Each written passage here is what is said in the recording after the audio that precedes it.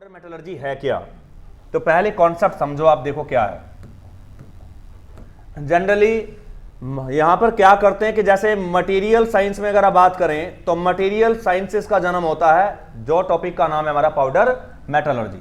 तो powder metallurgy मान सकते हैं कि एक छोटा सा सब्जेक्ट ही मान ले आप इसे 2-4 घंटे का, समझ आ, क्योंकि बिल्कुल सेपरेशन कहानी है इसकी, अपनी ही कहानी है। तो एक छोटा सा सब्जेक्ट है पाउडर मेटलर्जी या टॉपिक मान ले आप। तो बेसिकली क्या इसका जन्म होता है मटेरियल साइंस से।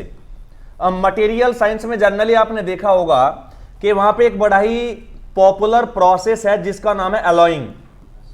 वहां पे आप एलॉइंग पढ़ते हैं।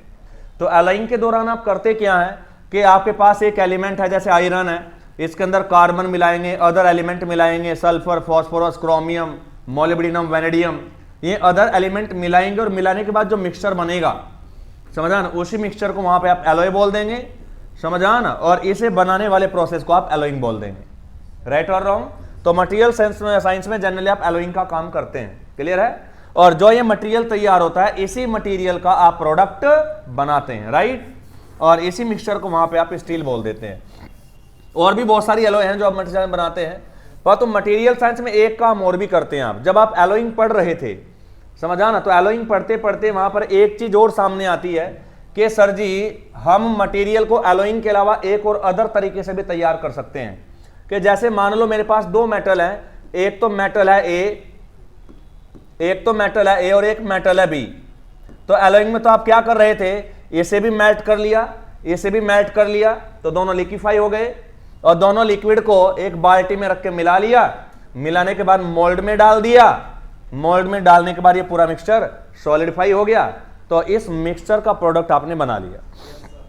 परंतु अगर आप समझ रहे, ये काम ना करके अगर एक काम करें कि मान लो मेटल ए और मेटल बी है, अगर दो कोई मेटल आपके पास ही है तो आप एक काम कर सकते हैं कि इस मेटल ए का भी पाउडर बना लो और मेटल बी का भी आप पाउडर बना लो, समझा ना, और दोनों के पाउडर को आपस में मिक्स कर लो। और मिक्स करने के बाद इसमें थोड़ा सा लुब्रिकेंट डालो, यानी ऑयल डालो, और ऑयल डालने के बाद थोड़ा इंट्रैक्शन आ जाएगा, इसमें थोड़ा स्टिकीनेस आ जाएगी। जैसे आप चुलाई के लड्डू जब बनाते हैं तो चुलाई को भून लेते हैं तो थोड़ा ग्रैनुलर फॉर्म में होती है, उसके अंदर आप शीयर मिलाते हैं, मिठाई का या चीनी का मिला देते हैं, तो उसमें एक इंट्रैक्शन पैदा हो जाता है पार्टिकल के बीच में, स्टिकीनेस आ जाती है, चिपचिपाहट एक उसमें आ जाती है, राइट, जिससे आप उसको समझ कोई भी शेप प्रोवाइड कर सकते हैं हाथों से थोड़ा सा प्रेशर लगा के। तो जैसे चुलाई के लड्डू आप बनाने का जो काम था, लगभग यहाँ पाउडर मेटलर्जी में आपको कुछ ऐसा ही नजर आने वाला है, को सिमिलर से स्टोरी है। तो सर जी मेटल ए और मेटल बी दोनों का पाउडर बनाने के बाद इनको मिक्स कर लो बढ़िया से, और मिक्स करने के बाद थोड़ा लुब्रिकेंट डाल दो तो उनमें थोड़ा स्टिकीनेस आ जाएगी। और उसके बाद किसी भी पिस्टन सिलेंडर के अंदर रखने के बाद, मान लो सिलेंडर के अंदर इस पाउडर को रख लिया और यहां पर हैवी पिस्टन लगाया, इस हैवी पिस्टन से जब आप कंप्रेस करेंगे, समझा ना, तो ये पूरा जो मिक्सचर है या एक सॉलिड फॉर्म को अटेन कर लेगा और पिस्टन की जो शेप होगी वही शेप ये पूरा का पूरा पाउडर या मिक्सचर ऑक्यूपाई करेगा, है या नहीं।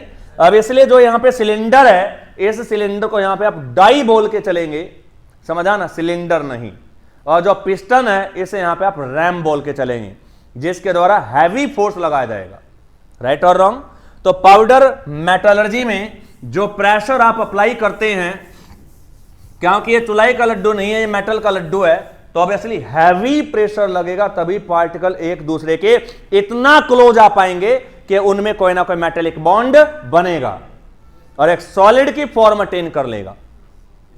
सॉलिड से पाउडर, पाउडर से लुब्रिकेंट मिला के एक बढ़िया मिक्सचर, स्टिकी मिक्सचर, स्टिकी मतलब चिपचिप वाला है ना, स्टिकी मिक्सचर, उसके बाद में फिर सॉलिड बन जाएगा हैवी प्रेशर के बाद। राइट और रॉन्ग? तो लगभग कुछ ऐसे सिंपल से स्टोरी है। राइट, परंतु यहां पर क्या है कि जब आप मिक्सचर तैयार कर लेते हैं, समझा, जब आप मिक्सचर तैयार कर लेते हैं तो मिक्सचर को डाई में भर के रैम के द्वारा हैवी फोर्स अप्लाई कर देते हैं। हैवी फोर्स अप्लाई करने के बाद प्रोडक्ट अपनी शेप को ले लेता है। जैसे मान लो अगर आपको क्यूबिक शेप देनी है तो डाई भी क्यूबिक शेप की होगी, अरे बोलो, तो क्यूब शेप उसमें आ जाएगी। जब क्यूबिक शेप का प्रोडक्ट अटेन हो जाएगा तो इसकी स्ट्रेंथ बढ़ाने के लिए इसके बाद इसमें और अदर प्रोसेस भी इसके ऊपर परफॉर्म किए जाएंगे। जैसे कि अभी तो प्रोडक्ट को आपने कंप्रेस किया, कंप्रेस करने के बाद हैवी कंप्रेस किया तो उसने डाई की शेप ले ली है।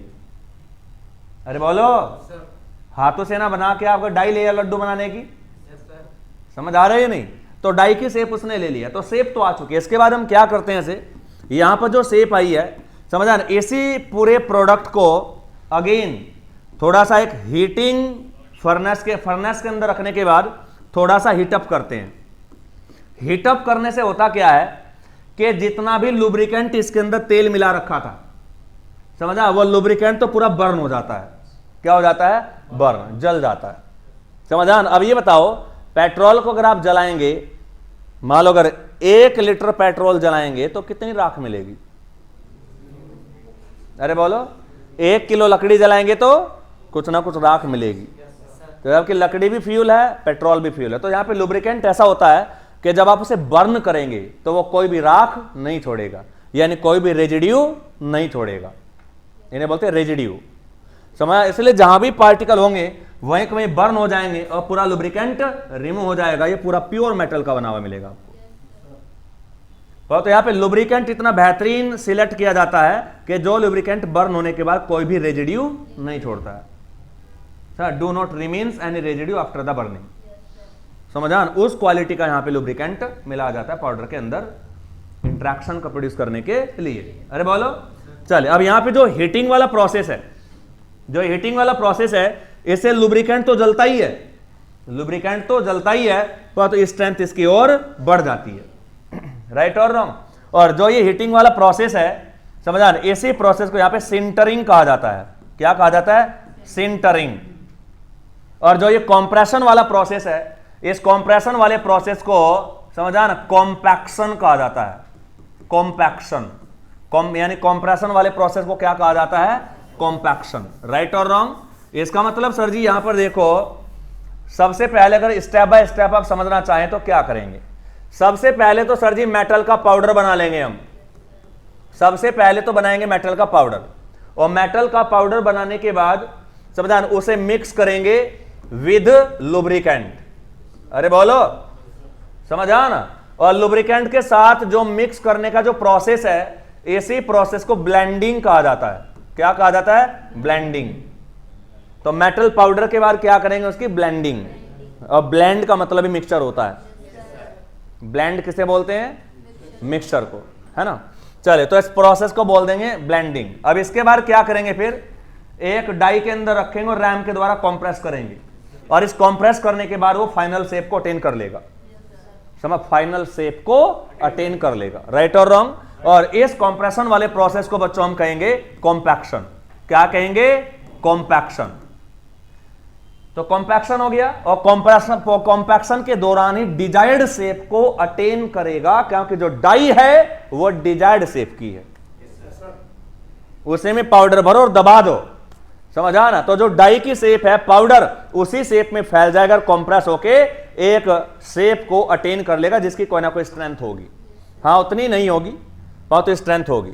अब कॉम्पैक्शन के बाद आपको एक शेप मिल जाएगी डिजायर्ड शेप। उस डिजायर्ड शेप की स्ट्रेंथ को बढ़ाने के लिए और उसकी क्वालिटी को इंप्रूव करने के लिए फिर आप हीटिंग करते हैं उसकी। क्या करते हैं? हीटिंग करते हैं सर जी। अब हीटिंग के दौरान होता क्या है? उसके अंदर जितना भी लुब्रिकेंट ऑयल है वो बर्न हो जाता है, और बर्न होने के बाद वह कोई भी रेजिड्यू नहीं छोड़ता है। तो ये तो मान लो ये पूरा स्ट्रक्चर है, और इस स्ट्रक्चर में मान लो कि सपोज दैट सर जी यहां पर ये लुब्रिकेंट के पार्टिकल थे। अब जो ये लुब्रिकेंट पार्टिकल यहां थे, अगर इनके जल जाएं और राख छोड़े तो राख यहां पे बच जाएगी, तो स्ट्रक्चर की क्वालिटी खराब हो जाएगी या नहीं? तो इसलिए ये भी कम से कम हमने एक अच्छा इंटेलिजेंट स्टेप लिया है कि लुब्रिकेंट ऐसा मिला रखा है जो बर्न होने के बाद कोई भी रेजिड्यू नहीं छोड़ेगा। बहुत अच्छी बात, राइट? तो यहां पर कोई भी रेजिड्यू रहने वाला नहीं है।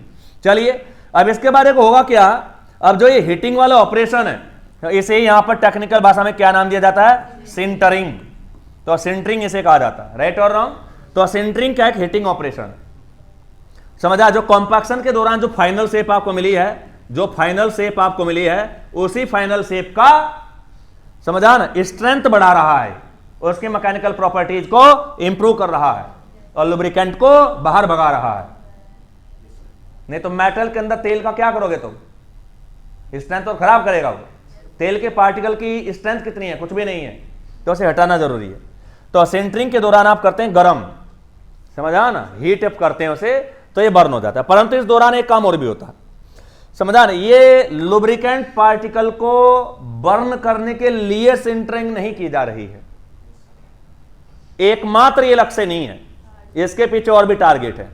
यहां पर होता क्या है कि जनरली जब आप पाउडर बना रहे होते हैं तो मान लो पाउडर में 4 एलिमेंट आपने मिलाए, जैसे कि आयरन है मान लो, समझा ना। चलो एक एग्जांपल लेते हैं कि मान लो, है ना, सपोज दैट आयरन आपने लिया और आयरन, या मान लो एल्यूमिनियम आपने लिया, एल्यूमिनियम लिया आपने, और जो एल्यूमिनियम आपने लिया उसके अंदर आपने थोड़ा कॉपर ले लिया, और इन दोनों के अंदर आपने थोड़ा टीन मिला दिया और थोड़ा जिंक मिला दिया। अरे बोलो, या मान लो टीन मिला दिया, तो ये 3 एलिमेंट यहां पर हैं, समझा, और तीनों का मिक्सचर, समझा ना, आपने बना रखा है यहां पे ब्लेंडिंग के दौरान। तो इन तीनों का मेटल पाउडर बनाया, फिर ब्लेंडिंग की, फिर कॉम्पैक्शन कर दिया। अब कॉम्पैक्शन के दौरान जो पूरा स्ट्रक्चर है, इसमें एल्यूमिनियम के पार्टिकल भी हैं, कॉपर के पार्टिकल भी एक समान रूप से डिस्ट्रीब्यूटेड है, और टीन के पार्टिकल भी एक समान रूप से डिस्ट्रीब्यूटेड है। अब जानते जो टीन है वो लो मेल्टिंग वाला मेटल है, वह 300 साढ़े 300 डिग्री पे ही पिघल जाएगा। अब मान लो, परंतु एल्यूमिनियम कॉपर थोड़ा पिघलने वाला है, ये थोड़ा तो हाई टेम्परेचर की एलॉय है। अरे बोलो, तो असली क्या सर जी, मान लो ये तो 500 से ऊपर जाके पिघलेंगे, तो मान लो हमने 400 डिग्री तक हीटअप कर दिया। जब 400 डिग्री हीटअप किया तो जहां जहां पर टीन के पार्टिकल थे वो तो पिघल जाएंगे, क्योंकि उनके मेल्टिंग टेम्परेचर से तो ऊपर चला गया ये। तो टीन के पार्टिकल जहां जहां पिघल जाएंगे, और पिघलने के बाद वो लिक्विड बन जाएंगे, और लिक्विड बनने के बाद जहां भी गैप होगा, हवा होगी, वहां पर पूरे स्ट्रक्चर को ऑक्यूपाई कर लेंगे, समझा ना। और एक टीन का पार्टिकल पिघलेगा तो पिघलने के बाद वो और अच्छा वेल्डिंग कुछ फिनोमिना देगा वहां पे। टीन के पार्टिकल पिघलने के बाद आजू बाजू के जितने भी एल्यूमिनियम कॉपर के पार्टिकल हैं उन्हें और अच्छे से जकड़ लेंगे, समझा ना। और उसके बाद हीटिंग ऐसा थोड़ा कि 4 दिन तक करोगे, समझा, थोड़ी देर हीटिंग की, उसके बाद ठंडा कर दिया, तो ये टीन जो पिघला हुआ था, पिघलने के बाद जितना भी पोरस स्ट्रक्चर था उसमें पूरा फैल जाएगा, समझा ना। क्योंकि सॉलिड पार्टिकल उतने अच्छे से नहीं फैल सकते उधर उधर, लिक्विड बनने के बाद पूरे स्ट्रक्चर में आसानी से फैल जाएंगे। और अदर, समझा ना, इसका मतलब ये मान लो कि और बढ़िया फेविकोल का काम करेगा अंदर ये, और साथ में सॉलिडिफाई भी हो जाएगा जब इस बॉडी को आप ठंडा करेंगे, तो इसलिए स्ट्रेंथ और बढ़िया इंप्रूव हो जाएगी। तो लो मेल्टिंग टेम्परेचर के जो एलिमेंट है लोहे के अंदर, समझा, वो पिघल जाते हैं, समझा, और स्ट्रक्चर के अंदर ही डिस्ट्रीब्यूट हो जाते हैं, जिससे और अच्छा बॉन्डिंग मिलती है पार्टिकल के बीच में, और स्ट्रेंथ बहुत ही बढ़िया से मिल जाती है हमें, और डेंसिटी भी हाई मिलती है। अरे समझ आया नहीं? यस। तो इसलिए ये क्या है, सिंटरिंग। अब सिंटरिंग के बाद साइज तो मिल ही गया था, फाइनल से पहले ही मिल गई थी, साइज भी मिल गया, ताकत मिल गई, बेटर मैकेनिकल प्रॉपर्टी मिल गई। अब इसके बाद क्या करते हैं, एक ऑपरेशन होता है सर जी, उस ऑपरेशन का नाम है साइजिंग। अब साइजिंग के दौरान जनरली है क्या कि साइजिंग के दौरान हल्का फुल्का ट्रिमिंग कर देते हैं, इसकी ट्रिमिंग सी कर देते हैं, ग्राइंडिंग फ्राइंडिंग हल्की फुल्की, समझा ना। और हल्की फुल्की ग्राइंडिंग करके कहीं कॉर्नर सा निकल गया उसे ग्राइंड कर दिया, है ना, हल्की फुल्की ग्राइंडिंग की जाती है, क्योंकि ग्राइंडिंग एक मशीनिंग ऑपरेशन है।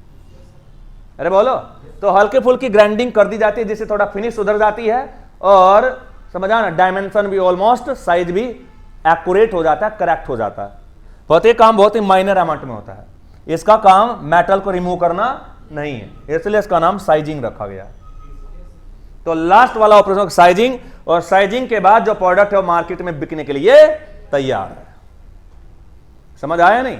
तो ये पूरा प्रोसेस होता है सर जी पाउडर मेटलर्जी का।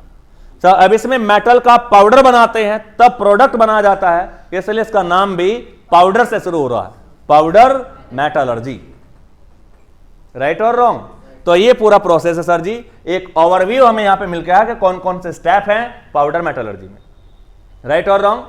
और एक बहुत ही पॉपुलर प्रोसेस है डियर, समझा ना। अब यहां पर क्या है, ये तो आपने देख लिया सर जी क्या क्या हो रहा है इसमें, समझा ना, एक आइडिया आपको लग चुका है। अब इस स्लाइड को देखते हैं, इसमें क्या लिखा है। तो देखो sir ji, powder of metallurgy या पाउडर मेटलर्जी टेक्निक, ये ऑफ कर दो इसमें से। Powder metallurgy technique is used to mix the material which does not form an alloy. समझा? देखो इस बात का तो पता आपको डियर मटेरियल साइंस में चलेगा, नहीं तो अब तक तो आपके लिए बकवास है। समझा? कभी कभी मटेरियल साइंस में जब एलॉइंग करते हैं तो मान लो मेटल ए है और मेटल बी है, समझाता हूं कहानी है ना। तो मान लो ए तो है आयरन, समझा ना, और बी है कॉपर, या मान लो चलो बी है कॉपर। तुमने कहा सर जी आयरन को कॉपर में मिला दो, तो कैसे मिलाते हैं एलॉइंग के दौरान? इसे लिक्विड बना दो, मेल्ट कर लो, पिघाल लो, इसे भी आप पिघाल लें, मेल्टिंग कर लें इसकी। अब मेल्टिंग करने के बाद ये भी लिक्विड बन जाएगा, लिक्विड बन जाएगा। इस वाले लिक्विड में इस वाले लिक्विड को उड़ेल देना, बाल्टी को चमचा उठा के मिक्स कर देना। उसके बाद जिस भी मोल्ड में डालोगे मिक्सचर जम जाएगा और आपको उसी मिक्सचर का प्रोडक्ट मिल जाएगा। ए और बी के मिक्सचर का प्रोडक्ट मिलेगा, राइट और रॉन्ग? चलिए, और आपको और जानते कि dear pure metal, pure iron की मैकेनिकल प्रॉपर्टी उतनी बेहतरीन नहीं है, इस मिक्सचर की मैकेनिकल प्रॉपर्टी हमेशा बेहतरीन मिलेंगी, और इसी मिक्सचर को यहां पर एलॉय कहा जाएगा। और ध्यान रखना, एलॉय की मैकेनिकल प्रॉपर्टीज हमेशा प्योर मेटल से बेहतरीन होती है, क्योंकि एलॉय तो मिक्सचर है। तो अगर मैं एलॉय की बात कर रहा हूं तो समझ जाइए मैं मिक्सचर की बात कर रहा हूं। तो एलॉय की जो मैकेनिकल प्रॉपर्टीज है वो हमेशा बेहतरीन होते हैं प्योर मेटल से, इसलिए इंडस्ट्री में प्योर मेटल का यूज बहुत कम और एलॉय का यूज भरपूर है, because alloys provide the better mechanical properties than the pure metal. समझ आना? आयरन प्योर फॉर्म में उतना बेहतरीन नहीं है, परंतु आयरन की एलॉय बहुत बेहतरीन है, और उसी आयरन के एलॉय को क्या बोलते हैं टेक्निकल भाषा में? स्टील। तो देख लो हर जगह स्टील यूज हो रही है, प्योर आयरन इंडस्ट्री में दिखता ही नहीं है, इसलिए नहीं दिखता, क्योंकि कारण ये है। समझ आ ना? तो सर जी यहां पर ये होती है, परंतु कभी कभी मुद्दा ऐसा फंस जाता है एलॉइंग के दौरान कि सर जी एक एलिमेंट ए है और एक एलिमेंट बी है, और सर जी मैंने पता किया है रिसर्च करके कि इस ए में अगर बी को मिला दो और मिलाने के बाद जो मिक्सचर तैयार होगा उस मिक्सचर की मैकेनिकल प्रॉपर्टीज बहुत ही बेहतरीन मिलेगी, इसलिए इसी मिक्सचर के द्वारा जो प्रोडक्ट बनाओगे उसकी मैकेनिकल प्रॉपर्टीज बहुत बेहतरीन होगी और अपनी फंक्शनैलिटी को अच्छे से परफॉर्म करेगा विदाउट एनी फेलियर। ऐसा पता चला। हमने कहा चलो भैया कोई बात नहीं, अगर तुम्हें उपलब्धि प्राप्त हुई है तो कोई बात नहीं, कल सुबह 9 बजे आएंगे हम लाइब्रेरी में, देखेंगे जरा, इनाम दिलाएंगे सरकार से तुम्हें। अरे बोलो। तो जैसे ही गुरुजी आए, क्योंकि चेले ने गुरु को फोन किया, गुरु को भी अच्छा लगा कि हाँ चलो यार चेले ने कुछ काम किया है, समझ आ ना। जैसे गुरुजी आए तो गुरु ने कहा हाँ बेटा लाओ उठा के फाइल अपनी, उन्हें ये रही, समझ आ ना। उसने कहा मैंने एक्सप्लेन करो जरा कि गुरुजी देखो एक एलिमेंट ये है, एक एलिमेंट ये है, अगर इसमें इसे मिला दिया और मिलाने के बाद जो मिक्सचर मिलेगा उसकी मैकेनिकल प्रॉपर्टीज बेहतरीन मिलेंगी, इसलिए धड़ाधड़ प्रोडक्ट बनाना इसके, आप मार्केट में काफी चलेगा। आपका तो नाम हो गया, आप मेरे गुरु हैं, साथ में मेरा भी नाम हो जाएगा। तो गुरु ने कहा हेल्प करनी पड़ेगी भैया, और ना चल कोई बात नहीं, एक काम कर दो जरा, 1-2 दिन का टाइम दे देना, ये फाइल छोड़ रहे हैं पे ही बात करता हूं मैं मोदी जी से, है या नहीं, देखते हैं तेरा कुछ करते हैं यार, कई साल से लगाया, 6 साल की PhD में तूने ये काम किया है, थीसिस बन जाएगी तेरी, काम हो जाएगा यार, है ना। चलिए सर जी, उसके बाद गुरुजी जैसे स्टडी कर रहे थे, समझा, तो स्टडी के बाद ये पता चला कि ये जो मटेरियल बी है ये तो सुसरा ए के अंदर घुल ही नहीं पा रहा है, जो मटेरियल बी है, एलिमेंट बी है, ये तो ए के अंदर घुल ही नहीं पा रहा है, मिक्स ही नहीं हो पा रहा है, समझ, ऐसे व्यवहार कर रहा है जैसे पानी में देसी तेल। अब पानी में अगर देसी तेल डालोगे तो मिक्स होगा वो? अरे बोलो, चमचा रात दिन घुमाते रहना, ये ऐसे बिहेव कर रहा है जैसे पानी में मिट्टी का तेल डाल दिया और मिक्स करने की कोशिश कर रहे हैं, सोच रहे अबे रात दिन चमचा चलाओ, समझा, जब तक चलाते रहोगे तो ऐसा लगेगा कि मिल गया है, जैसे शांत हुआ कैरोसिन ऊपर और वाटर नीचे, समझा ना। गुरुजी परेशान, उसने यार चेला बेकार में परेशान हो जाएगा, सुसाइड ना कर ले, सोच रहा 6 साल में तो काम किया उसने, समझा, चल कल समझाता हूं, जैसे कि फोन पे बात नहीं करता, कल सामने होगा तभी समझाऊंगा थोड़ा। तो गुरुजी ने थोड़ा बात घुमाई और बोला कि बेटा देखो काम तो बढ़िया गया तुमने, पर तो झंड कम से कम जब तू 2 साल खराब कर ही रहा था तो बीच में तुझे ये नहीं पता चला कि ए के अंदर भी मिल ही नहीं पा रहा है। ए भी मेल्ट कर लो, बी भी मेल्ट कर लो। अब मेल्ट ए में अगर मेल्ट बी को मिलाओगे तो मिल ही नहीं पा रहा है। ऐसे बिहेव कर रहे जैसे एक केरोसिन उठा लिया और एक पानी, समझा ना। और जब मिलेंगे तभी तो मिक्सचर बनेगा, तभी तो प्रोडक्ट बनेगा। वहां तो चेला भी उस्ताद, समझा ना। तो चेले ने कहा, गुरुजी देखो दिमाग खराब तो करो ना, तो ये गारंटी है अगर ए और बी को मिला दो तो प्रॉपर्टी यही मिलेगी। गुरु ने कहा बेसुसरा, मैं क्या मना कर रहा हूं, दम का क्यों रहा है। ये तो मैं भी बोल रहा हूं कि नहीं बात तेरी सही है, सब प्रॉपर्टी वाकई बेहतरीन मिलेगी, परंतु बेवकूफ जब प्रोडक्ट बनेगा तभी तो मिलेगी। ये तो घुल ही नहीं पा रहे तो एलओई कहां से कर पाऊं इनकी मैं। ये जब मिलने को तैयार होंगे तभी तो मिक्सचर बनेगा, उस मिक्सचर की तो बेटर प्रॉपर्टी है। अरे बोलो सर जी। यहां से चेले को गुस्सा आएगा, बताए गुरुजी कुछ ज्यादा ही बन रहे यार अपने में, समझा उन्होंने। ठीक है गुरुजी आप काम बंद कर दो, किसी से बातचीत करने की जरूरत नहीं है हमारे बारे में, हम अपना अपने आप देख लेंगे, है ना।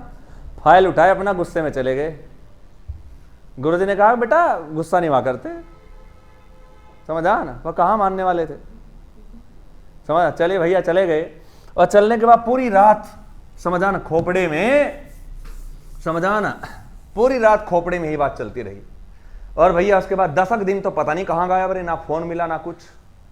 गुरुजी भी परेशान है, ससुरा कहीं कुछ कर कुर्तन लिया है, ना कोई फोन ना कुछ, ना फोन भी स्विच ऑफ है 10 दिन से, है ना घर वालों के फोन मिल रहे हैं यार कि इन्फॉर्मेशन नहीं ले लो कि ठीक ठाक भी है ना मामला। ससुरा कभी मेरे ही सर पड़ जाए कि यहीं आता जी 8 दिन पहले, उसके बाद गायब है ये नहीं। तो असले क्या पे गुरुजी ने कोई बात है भैया, 90 दिन डेली धड़कन बढ़ रही थी गुरुजी की, 90 दिन सीधा मंडे में, समझा ना। सुबह टपक गया, हाँ गुरुजी नमस्कार, लो आपके प्रॉब्लम का समाधान देख लिया हमने। तुम बोल लेते ना कि एक के अंदर भी मिल नहीं सकता, और ना फिर पिघालने की जरूरत क्या है दूसरा, समझा। इन्हें सॉलिड के सॉलिड ही रहने दो, इसका पाउडर बना लो, इसका पाउडर बना, दूसरा पाउडर तो मिल ही जाएगा।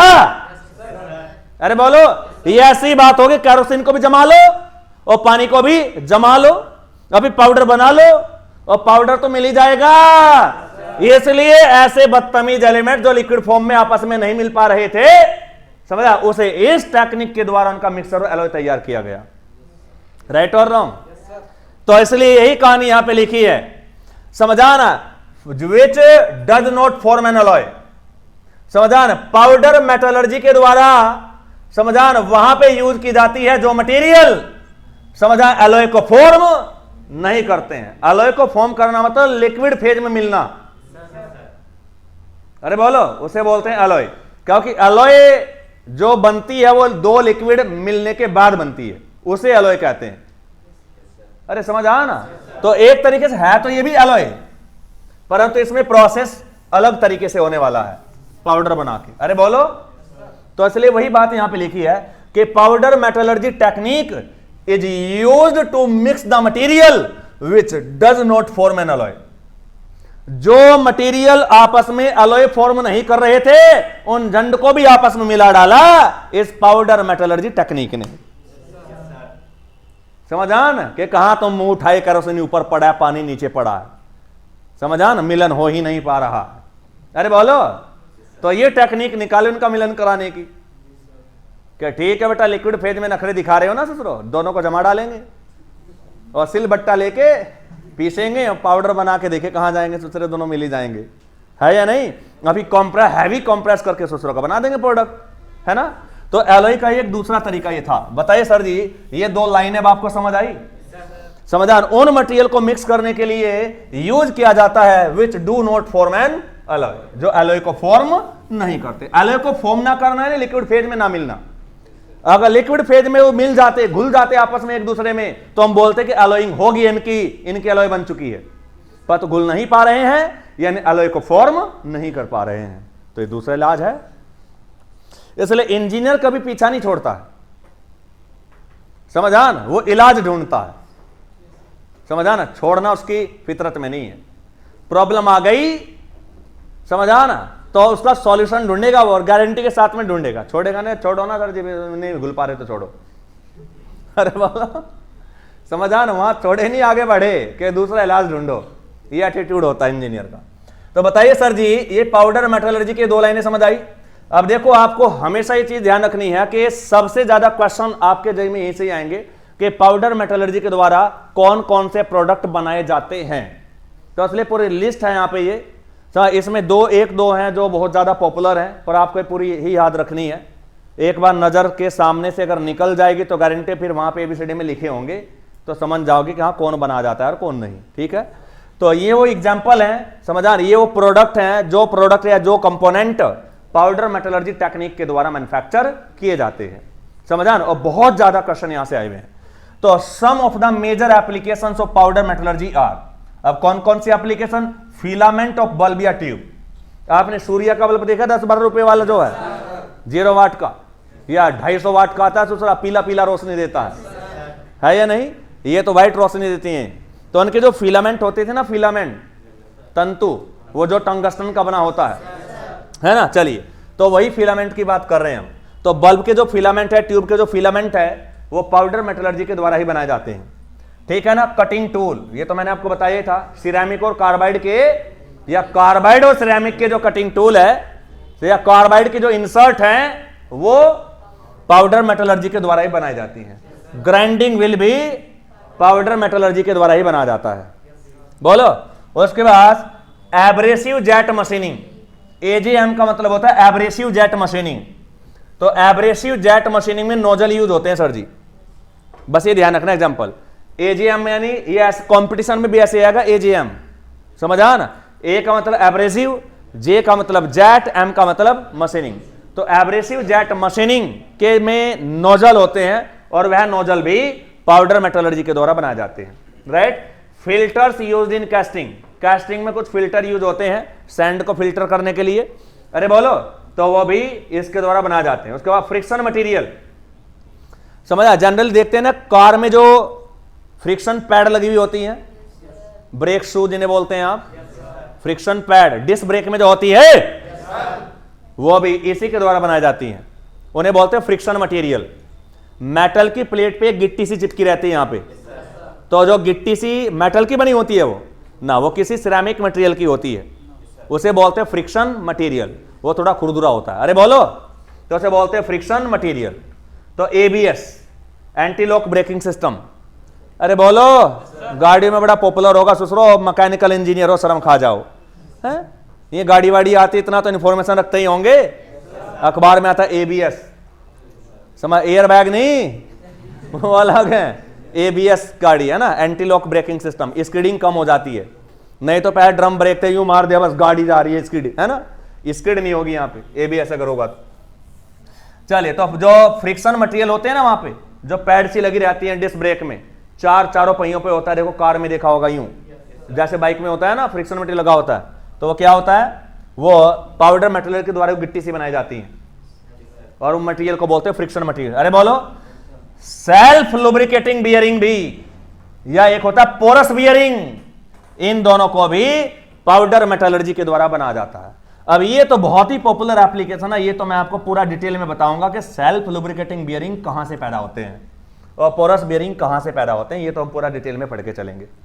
तो असले लास्ट वाले को याद करो ना करो, क्योंकि जब ये आधा घंटा बात करेंगे तो खोपड़े में खुद ही बच जाएगा, है ना। और दिखाएंगे इस बियरिंग का नाम सेल्फ लुब्रिकेटिंग क्यों रखा गया, इसका पूरा एक्सप्लेनेशन होगा। तो ये तो ऐसा एप्लीकेशन होगा जो कि भूलोगे ना, है ना। और सबसे ज्यादा एक तो ये, और एक ये, और एक ये, 3 ही आज तक पूछे गए हैं, परंतु इनके बारे में भी खबर जरूर रखना, समझ आया ना। पता नहीं क्या दीवानगी है एग्जामिनर को, ये 3 ही एग्जाम्पल ज्यादा पूछता है, या तो ये पूछा उसने, या ये पूछा, और या ये पूछा, समझ आ रहा। परंतु सर जी और ये भी है, इन्हें भी ध्यान रख लेना आप, अरे बोलो, ये भी है, इनका भी रट्टा मार लेना, का क्या पता कभी कभार यहां तक भी पहुंच जाए। अरे है ये नहीं, ये तो तुम बोलोगे ही नहीं, कटिंग टूल और ये सेल्फ लुब्रिकेटिंग भी नहीं, तो बोलोगे ही नहीं। अच्छा, फिलामेंट थोड़ा पॉपुलर से अच्छा लग रहा है तुम्हें, फिलामेंट है ना, यस। तो बताइए सर जी, ये पूरी स्लाइड क्लियर है या नहीं, आगे बढ़ा जाए। चलिए, अब देखो जो आपको बताता, sequence of processes in powder metallurgy. Powder metallurgy में सीक्वेंस क्या है प्रोसेसेस का। अब ये सीक्वेंस इतना बार पूछ लिया उसने कि पता नहीं कौन से रॉकेट साइंसेस में है। अरे समझान के बच्चा कंफ्यूज हो जाएगा, समझान। इसलिए सीक्वेंस आपके सामने प्रस्तुत है। ये देखिए सर जी, सबसे पहले तो बनाएंगे, ये रहा सीक्वेंस, ये तीर दिख रहा है बच्चों। चले, सबसे पहले मेटल का पाउडर बनाएंगे, फिर ब्लेंडिंग करेंगे, फिर कॉम्पैक्शन करेंगे, फिर हीटिंग करेंगे जिसे सिंटरिंग कहा गया, उसके बाद साइजिंग करेंगे इन दी लास्ट। राइट और रॉन्ग। एक थोड़ा कॉन्सेप्ट और समझ के चलना। बेसिकली प्यारे बच्चों, पाउडर मेटलर्जी के द्वारा, पाउडर मेटलर्जी के द्वारा जितने प्रोडक्ट बनाए जाते हैं वो जनरली हार्ड और ब्रिटल होते हैं। अब हार्ड एंड ब्रिटल अगर होते हैं तो इसलिए पाउडर मेटलर्जी के द्वारा जो प्रोडक्ट मिला है उसकी मशीनिंग रिकमेंडेड नहीं है। समझा? इसलिए भैया अपना सेंटरिंग प्रिंटरिंग में अपना सारा काम कर लेना, क्योंकि ज्यादा मशीनिंग पॉसिबल है नहीं। समझा? नहीं, क्योंकि टूल फुल घुटने टेक जाएंगे इसके सामने। हार्ड एंड ब्रिटल प्रोडक्ट होते हैं यहाँ के, तो इसलिए मशीनिंग करोगे तो फिर बहुत तकड़े वाली करनी पड़ेगी, बहुत कॉस्ट आ जाएगी।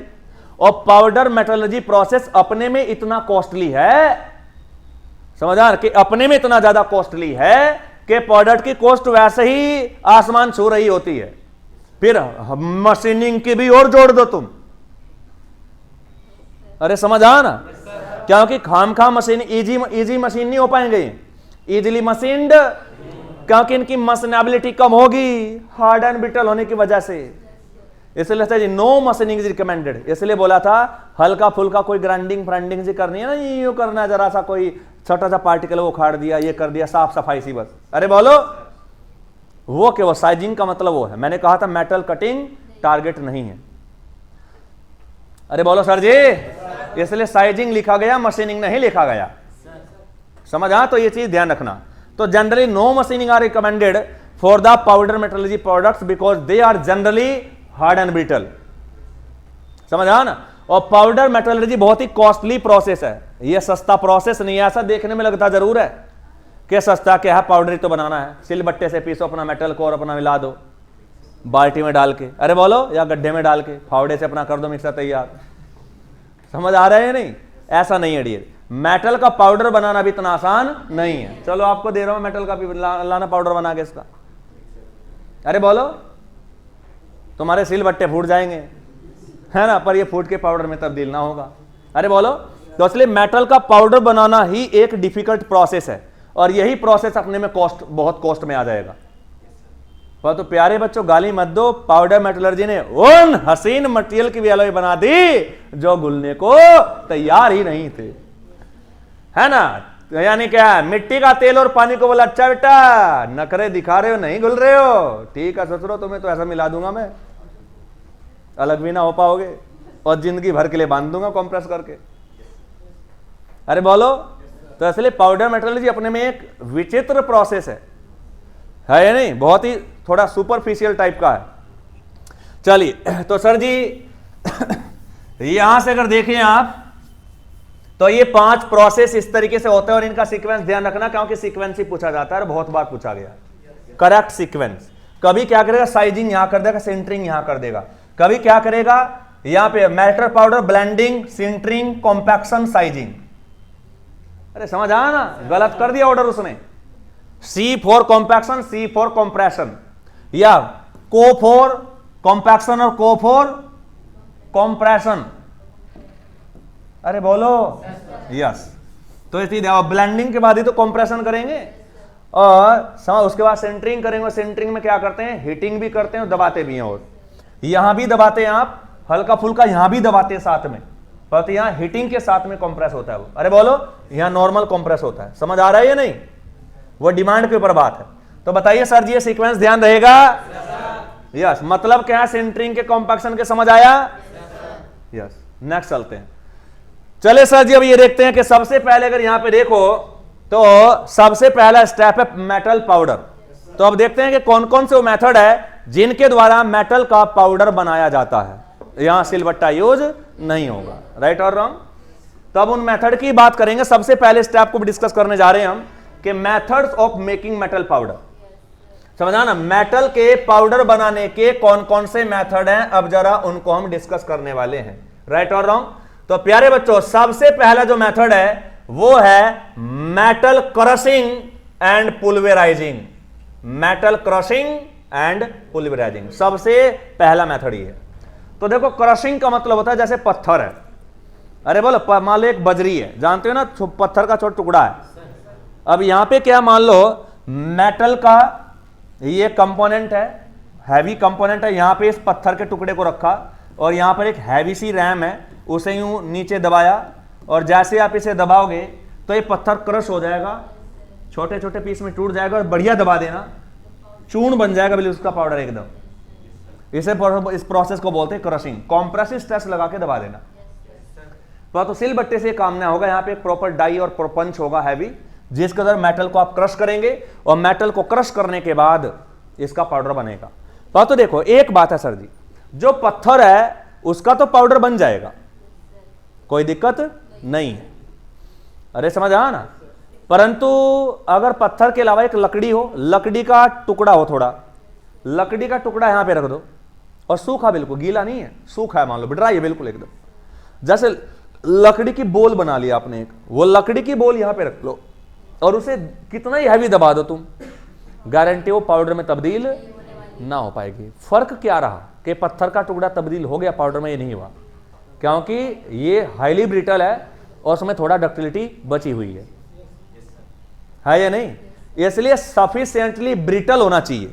अगर कोई मेटल ब्रिटल है तो ही इस टेक्निक के द्वारा आप पाउडर में कन्वर्ट कर पाओगे, अदरवाइज नहीं। तो ये केवल जनरली ब्रिटल मटेरियल के लिए है, समझ आ ना? यस। परंतु अगर मैं कहूं, बताइए, अगर मैं कहूं बताइए क्या माइल्ड स्टील का पाउडर बन जाएगा इसके द्वारा? अरे बोलो, क्यों नहीं बनेगा? डक्टाइल है या नहीं? यस। तो देखो, अब अगर मैं जिद पे आ जाऊं कि नहीं बना दूंगा, या बोल के बनता है या नहीं, तो देखो डियर, बेसिकली क्या है, मटेरियल साइंस ही तुम्हारे दिमाग खोलेगी, इसलिए तो बता रहा हूं मैं। सो अभी बहुत सारी कहानियां अधूरी हैं। जिस माइल्ड स्टील को आप डक्टाइल क्या बोल रहे हो? माइल्ड स्टील ब्रिटल है, माइल्ड स्टील ब्रिटल है। अगर मैं से ब्रिटल तो छोड़ो, अगर मैं से हाईली ब्रिटल बोल दूं तो किसी को कोई एलर्जी तो नहीं है कि mild steel is a highly brittle? Brittle भी नहीं सर जी, हाईली ब्रिटल। अरे बोलो, तो क्या बात हजम हो रही है? समझ आ ना? सर जी नहीं, सत्यानाश मत करो, है ना। माइल्ड स्टील आपने ही पढ़ाया है कि डक्टाइल मेटल है, तो ऐसा ब्रिटल भी नहीं कहते, तुम ब्रिटल के भी छोड़ के से हाईली ब्रिटल बोलते हो। अरे ब्रिटल करे चलो तब भी मान लेते, हाईली ब्रिटल बोल के चल रहे हो क्या? नहीं डियर, ऐसा होता है, माइल्ड स्टील भी हाईली ब्रिटल होती है, समझ आ ना। ये जो डक्टिलिटी है बहुत ही स्ट्रांगली डिपेंड करती है टेम्परेचर पे। अगर इसी माइल्ड स्टील को आप लिक्विड नाइट्रोजन के अंदर डाल दो तो हाईली नहीं, कैस्ट आयरन से भी 3-4 गुना ज्यादा ब्रिटल हो जाती है। यही तुम्हारी माइल्ड स्टील, समझ आ ना। तो असली जो कहानी तुमने याद की है वो एटमॉस्फेरिक टेम्परेचर पे है। अगर माइनस के 169 डिग्री सेंटीग्रेड लिक्विड नाइट्रोजन, यहां पे लिक्विड बनता है, माइनस के 169 डिग्री सेंटीग्रेड टेम्परेचर, देखो कितना लो टेम्परेचर है। अरे यहां तो 0 डिग्री पे ही देखो हाथ कब कपाने लगते हैं। माइनस के 10 डिग्री पे आदमी मरने को तैयार, तो माइनस के 169 की फील लो जरा क्या है। सर जी 2 मिनट जिंदा ना रहेगा आदमी, ब्लड जम जाएगा, क्विकली फ्रीज हो जाएगा एकदम, आदमी खत्म। समझ आए नहीं? अरे बोलो गुरुजी। यस, इसलिए क्या है ये डक्टाइल या ब्रिटल ऐसे अननेसेसरी बोलना सही नहीं है। तो इस माइल्ड स्टील को भी लिक्विड नाइट्रोजन निकाल के लाया हूं मैं, और चेक कर लो जरा कैस्ट आयरन ज्यादा ब्रिटल मिलेगी, समझा। और रख के से दबाओ, पत्थर की तरह टूटेगी, समझा ना, पाउडर में तब्दील बना तो दिया माइल्ड स्टील का पाउडर। अरे बोलो, इसलिए क्या है, जब किसी प्रोडक्ट में ब्रिटलनेस कम होती है, अच्छी खासी नहीं होती, तो उसकी ब्रिटलनेस थोड़ा बढ़ाने के लिए दूसरे को थोड़ा सा वो टेम्परेचर डिक्रीज कर देते हैं, अपने आप सुसरा ब्रिटल हो जाता, और डिक्रीज कर तो महा ब्रिटल हो जाएगा। पर तो जब ब्रिटल होके क्रश हो जा रहा है तो महा की जरूरत क्या है बे, इतना फालतू का क्या कि ये टेम्परेचर खामखा थोड़ा ही डिक्रीज होगा, खर्चा लगेगा इसके लिए। अरे समझ आ रहे हैं नहीं? तो इसलिए इंजीनियरिंग ऑप्टिमाइजेशन पे चलती है, जहां तक काम चल जाए बस वहां तक जाओ, अननेसेसरीली खर्चा मत बढ़ाओ, इसे बोलते हैं इकोनॉमी मेंटेन करना। राइट और रॉन्ग बताइए प्यारे बच्चों, यहां तक की बात समझ आई है नहीं? तो इसलिए if the metal is not sufficiently brittle then its temperature is decrease, क्योंकि अच्छा खासा ब्रिटल होना चाहिए तभी ये प्रोसेस बढ़िया से काम करता है। अगर वो सफिशिएंटली ब्रिटल नहीं है तो उसका टेम्परेचर डिक्रीज कर दो। कहानी समझ आ रही है नहीं? यस तो सर जी वही है। तो materials can be converted into metal powder by crushing, crush करके, और इसका दूसरा नाम है pulverising. If the material is not sufficiently brittle, यानी अच्छा खासा ब्रिटल नहीं है, then its temperature is decreased. घटा दो दूसरे का अपने आप हो जाएगा। अरे बोलो गुरुजी यस। इसलिए भूल के भी कभी माइल्ड स्टील को डक्टाइल या brittle, mild steel can behave as a ductile and can behave as a highly brittle, that depend upon its temperature. अरे बोलो कदो, माइल्ड स्टील को हिमालय में लेके चले जाना और वहां जाके बोलना ये डक्टाइल है, समझ आए नहीं? वहां ब्रिटल कैस्ट आयरन के माफिक काम करेगी और यहां पे रुड़की में वो डक्टाइल है, समझ आना? तो टेम्परेचर के वेरिएशन का बहुत स्ट्रॉन्ग असर पड़ता है मैकेनिकल प्रॉपर्टीज पे मेटल की, समझ आई? इस बात का आपको बहुत दिल से एहसास होगा मटेरियल साइंस। कम से कम ये मान लो कि एक हफ्ता 10 से 15 घंटे कम से कम इसी टेम्परेचर मेटल के टेम्परेचर के ऊपर बात होगी जब आप पढ़ेंगे heat treatment processes, right, and iron carbon diagram. बताइए सर जी यहां तक की पूरी स्टोरी क्लियर है या नहीं? तो ये सब लाइनें क्लियर है। तो सबसे पहली टेक्निक थी मेटल क्रशिंग एंड पुलिवराइजिंग, राइट और रॉन्ग? तो इसका मतलब यहां पे देखो सर जी, अगर देखा जाए तो जो मेटल होता है, समझा ना, यहां पर बेसिकली जो मेटल होता है डियर, समझा ना, इस मेटल को आप कॉम्प्रेसिव लोड अप्लाई करते हैं, इसके ऊपर आप कॉम्प्रेसिव लोड अप्लाई करते हैं, और कॉम्प्रेसिव लोड अप्लाई करने के बाद समझा ना ये क्रश हो जाता है, और क्रश होने के बाद समझा ना पाउडर में तब्दील हो जाता है।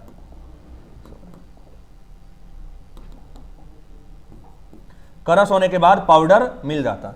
तो ये काम होता है, मेटल को कंप्रेस करो, समझा, कंप्रेसिव लोड लगा के क्रश हो जाएगा वो, समझा ना, और यानी भूर भूर के टूटने को बोलते क्रश, और उसके बाद सीधा पाउडर आपको मिल ही जाएगा, राइट। परंतु इसकी एक शर्त है, जो मेटल है वो सफिशिएंटली ब्रिटल होनी चाहिए।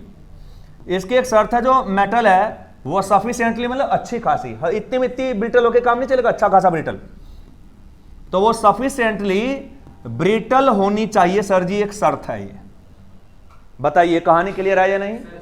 जल्दी से बेटा चले सर जी। तो पहली टेक्निक आपने पढ़ी क्या? एटोमाइजेशन, सॉरी पहली टेक्निक है मेटल क्रशिंग या मेटल पुलिवराइजिंग, कुछ ही कहें यहां पर, बोलो।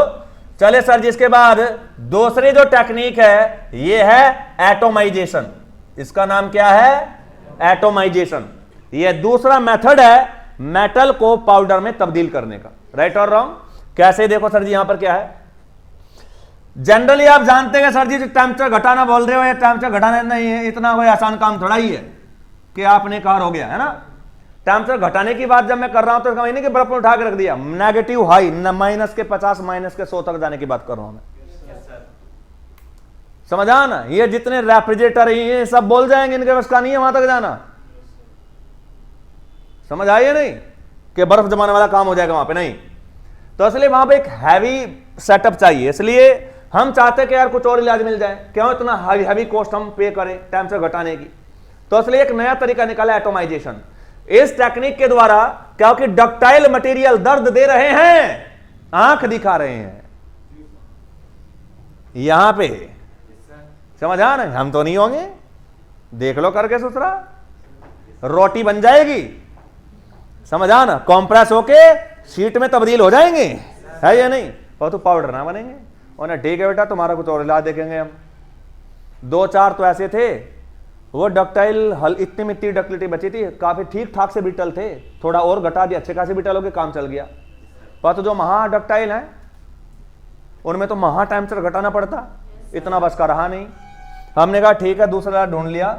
अब ये जो दूसरा इलाज आया डियर, एटोमाइजेशन, यह है डक्टाइल, समझा ना, मटेरियल के लिए आता और यह इसलिए डक्टाइल मटेरियल्स के लिए ही सुटेबल है।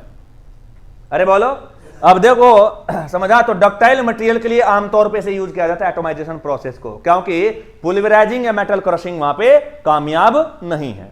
अब देखो यहां पे करते क्या है, हमें छोटे छोटे पाउडर ही तो बनाना, छोटे छोटे पार्टिकल ही तो बनाने हैं। तो देखो यहां पे हम करते क्या डियर, कि हमारे पास जो भी डक्टाइल मेटल है, समझ आ ना, हम क्या करते हैं, सबसे पहले से लिक्विफाई, उसे लिक्विड में कन्वर्ट कर लेते हैं, गर्म करके मेल्ट कर लेते हैं, उसे लिक्विफाई कर लेते हैं, और उसके बाद बन जाता है वो लिक्विड। उसके बाद जो ये लिक्विड होता है, देखो क्या करते हैं, मान लो कर्सन जी का चक्र देखा है आपने? अरे बोलो, तो मान लो सपोज है सर जी ये चक्र है, यानी रोटेटिंग डिस्क है, एक सैफ्ट के ऊपर रखा हुआ है, अरे बोलो, और दबा के घूम रहा है, समझ आ ना। अब एक काम करना, तुम जरा ध्यान दो कि अगर इसे रोटेटिंग डिस्क के ऊपर हाई स्पीड पे रोटेट कर, नॉर्मल नहीं है कि यूं चल रहा है कि मैं बैठ के झूल गया हूं उस पे, इतना हाई रोटेशन है कि खत्म हो जाएगी जिंदगी, समझ आ ना। तो हाई आरपीएम पे ये रोटेट कर रही है सिलिंड्रिकल डिस्क, राइट और रॉन्ग, ऐसी है, समझ आ ना। सिलिंड्रिकल डिस्क और बहुत हाई स्पीड पे चल रही है, यूं नीचे बेयरिंग लगा हुआ है, बहुत तेज चल रही है। अब इसके ऊपर क्या किया मैंने, लिक्विड मेटल की धार बांध के इसके ऊपर यहां पे डाली, तो क्या जानते हो सेंट्रीफ्यूगल एक्शन की वजह से पार्टिकल छिटक जाएंगे दर दर, और चारों तरफ मान लो पड़ा है पानी, जो भी ड्रॉपलेट पानी के अंदर गई खटाक से ठंडी। अरे बोलो, अगर मिट्टी थोड़ा है या कोई टॉफी थोड़ा है जो घुल जाएगी, भाई मेटल का कोई भी पार्टिकल छिटक के गया तो पाउडर में तब्दील हो जाएगा, वो बूंद में तब्दील हो जाएगा, और जितना हाई स्पीड उतना ही सेंट्रीफ्यूगल फोर्स हाई, उतना ही ड्रॉपलेट बारीक बारीक मिलेंगी। अरे बोलो, तो यूं जाएगा स्पीड होके और बिल्कुल किसकी, बारिश की फॉर्म में गिरेगा। कहां, जैसे जब आप बूंदी बनाते हैं ना, लड्डू बनाते हैं, लड्डू, तो वो कुछ ऐसे पार्टिकल से बना होता है ना, बेसन के लड्डू, तो बेसन को क्या करके यूं करते हैं ना, तो कुछ ऐसे सीन है यहाँ पे, तो नीचे तेल की जगह पानी पड़ा हुआ है ठंडा, तो जैसे ही गरम गरम इधर जाएगा और सीधा पानी में गिरेगी, तो गारंटी वो पाउडर की फॉर्म में तब्दील हो जाएगा। फिर पानी और मेटल की ड्रॉपलेट है तो नीचे बैठ जाएंगे ठंडी होके, नीचे से अपना उठा के तसले से निकाल लेना। ये थोड़ा है कि मिक्स हो जाएगा, शरबत बन जाएगा, वो तो नीचे ही बैठे रहेंगे ना आराम से।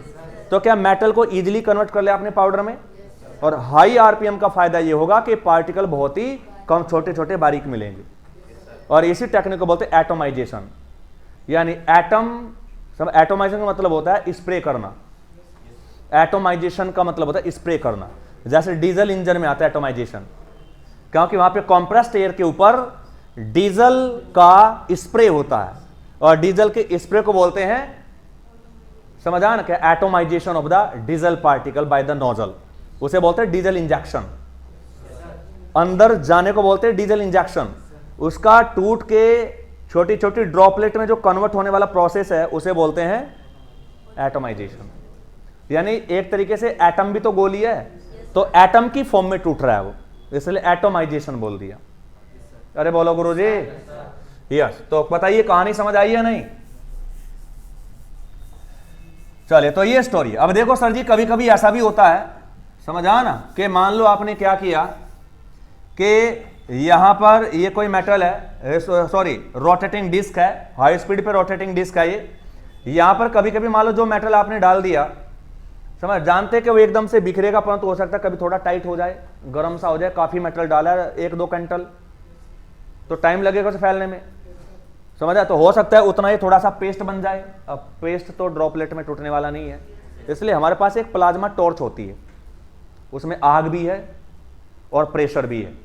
यहां जैसे देंगे लिक्विड बना के रखेगी, और सेंट्रीफ्यूगल एक्शन तो से बिखेरेगा ही, साथ में उसका प्रेशर भी से बिखेरने का काम करेगा। तो समटाइम्स प्लाज्मा टॉर्च भी यहां पे यूज कर ली जाती है। अरे बोलो, यस। और प्लाज्मा क्या है, एक गैस है, समझा ना, जिसका टेम्परेचर बहुत हाई होता है। ये वेल्डिंग में आपने सीखा। अरे बोलो, चलिए। तो देखो सर जी, यहां पर क्या स्टोरी है, जरा देखिए आप, कि डक्टाइल मटेरियल्स और the metal having low melting temperature can be converted into powder by this process या बाय दिस मेथड, कुछ ही कहें आप, बाय दिस प्रोसेस और मेथड। अरे बोलो, तो देखो इसका मतलब क्या है। अब सही बात है सर जी, अगर मेल्टिंग टेम्परेचर बहुत हाई है, मेल्टिंग टेम्परेचर बहुत हाई है, तो इसका मतलब फिर थोड़ा सा इसे लिक्विड बनाने में भी खर्चा आएगा। और नंबर 2, जो ये आपने डिस्क विस्क ले रखी है, रोटेट कर रही है, अगर हो सकता है कि इसके ऊपर मेटल डाली, सोच रहा है ये पिघल गया है या नहीं। तो इसलिए अगर मेल्टिंग टेम्परेचर बहुत हाई है तो उस लिक्विड को हैंडल करना भी इतना आसान नहीं है, समझा नहीं। ये डिस्क बनाना, उसे फिर किसी बाल्टी में भर के लाओगे भी आप, तो प्रोविजन बहुत ही कॉस्टली भी हो जाएगा घरों का। इसलिए अगर आप प्रेफर्ड कहें, क्योंकि इकोनॉमी के दायरे में आपको रहना है, समझा ना, इसलिए क्या ये मेथड जो बहुत बेहतरीन तरीके से सुटेबल है, ऐसा नहीं इस काम को नहीं करेगा, कर भी देगा। सिरेमिक की बना लेंगे आप, हाई मेल्टिंग टेम्परेचर की बना लेंगे, खर्चा थोड़ा ज्यादा झेल लेंगे। फिर भी अगर सुटेबल बात करें, सुटेबल का मतलब हाईली सूट कर रहा है। अरे बोलो, अब कहने को दिल्ली का एनवायरमेंट तुम्हें सूट नहीं कर रहा, फिर भी लोग रह रहे हैं, तो थोड़ा है कि काम नहीं, काम तो करना पड़ेगा, पर सूट वर्ड एक अलग बता, सुटेबल मतलब एक अलग फील है वो, जिसमें आदमी कंफर्ट होकर काम कर सकता है, राइट। तो इसलिए क्या सुटेबल किसके लिए है, समझा ना, जिनके मेल्टिंग टेम्परेचर लो है, क्योंकि उन्हें पिघालने में कोई दिक्कत नहीं है, समझा ना, और उन्हें हैंडल करने में भी, उस लिक्विड मेटल को हैंडल करने में भी कोई दिक्कत नहीं है, राइट और रॉन्ग। तो जो डक्टाइल मटेरियल है और जिन मेटल के मेल्टिंग टेम्परेचर लो है, उन्हें कन्वर्टेड किया जाता है पाउडर में इस प्रोसेस के द्वारा, राइट। और टेक्निक क्या है, लिक्विफाइड मटेरियल इज पोरेड, यानी उड़ेल दिया जाता है ओवर ए हाई स्पीड रोटेटिंग डिस्क, एक हाई स्पीड से रोटेटिंग डिस्क के ऊपर पोर कर दिया जाता है। फिर क्या होता है, सेंट्रीफ्यूगल एक्शन के, due to centrifugal action the liquid metal comes down in the form of very fine droplet, very fine, fine मतलब बारीक, बहुत बारीक बारीक ड्रॉपलेट की फॉर्म में, बूंद की फॉर्म में चारों तरफ भागती है, समझा ना, very fine droplet. The material can be spread by using A plasma torch, और मटेरियल को प्लाज्मा टॉर्च के द्वारा भी स्प्रे किया जा सकता है, राइट और रॉन्ग। तो इस चीज को आप हमेशा ध्यान रखना। समटाइम्स ऐसा भी हो सकता है कि मान लो अगर रोटेटिंग डिस्क नहीं है, कोई बात नहीं, काम नहीं कर रहा है, तो मेटल को यहीं रख दो आप, समझा ना। अब एक काम करना, बाल्टी में गिलास में पानी लेके यूं फूंक मारना दबा के, गिलास में पानी पूरा भरा हुआ है, कभी बचपन में किया नहीं है काम, कभी चाय दे दी मम्मी ने, बाबा तुम अपना जल्दी फूंक मारी, हाँ, या दूध दे दी मम्मी दादा, है ना, या दूध बच्चे को पीने के लिए दे दिया, गर्म था, समझा, कपड़ा उठाया पकड़ लिया, इतनी इंजीनियरिंग वहां भी होती है हमारे अंदर, है ना। उसके बाहर क्या, फूंक मारी दूध, ये नहीं पता था कितने प्रेशर से मारनी। अरे बोलो, जल जुल के रोने लगे ससुरा, दूधदारी बिखर गया इधर उधर, समझा, 2 थप्पड़ मम्मी के खाए, ये शांति नहीं थी, है, बोला था ना ठंडा करके पीना, उठा ले, 2 थप्पड़ फालतू में खा लिए, ससुरा नहीं बताते, अच्छा तो यार बोल देते, पी लिया, साफ कर देते हैं। चलिए, तो इसलिए प्लाज्मा टॉर्च, इसलिए क्या वहां पे अगर फूंक मार के काम हो सकता है, तो कहीं भी एक तसले में से रख दिया जाए और दूसरे प्लाज्मा टॉर्च का हैवी प्रेशर हाई टेम्परेचर के साथ में लगा जाए, तब भी तो स्प्रे हो जाएगा। तो रोटेटिंग डिस्क के अलावा इससे भी काम कर सकते हैं आप। अरे है या नहीं, यस। चलिए, परंतु सर जी प्लाज्मा टॉर्च का स्प्रे, राइट, समझ आया ना कहानी।